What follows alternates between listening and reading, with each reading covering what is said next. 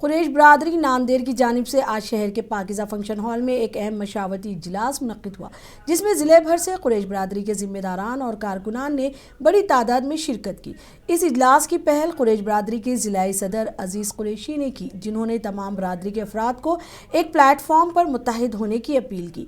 عزیز قریشی نے کہا کہ مہاراشٹر میں بڑے گوشت کا کاروبار کرنے والے قریش برادری کے افراد کو مسلسل نشانہ بنایا جا رہا ہے۔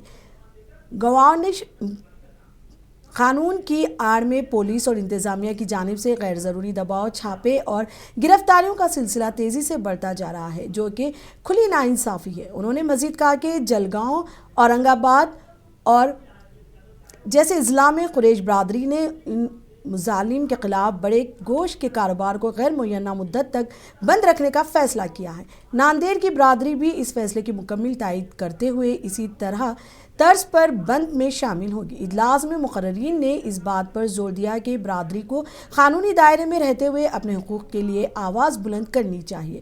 شرکاء نے بھی اپنے علاقوں میں ہو رہی زیادتیوں کی تفصیلات پیش کیں اور متحدہ موقف اپنانے پر زور دیا۔ آخر میں یہ طے کیا گیا کہ ناندیر ضلع کی قریش برادری بھی کاروبار بند رکھنے کے فیصلے پر عمل کرے گی اور ساتھ ہی ایک مشترکہ نمائندہ وفد جلد ہی ضلع انتظامیہ سے ملاقات کر کے اپنی شکایات اور مطالبات پیش کرے گا۔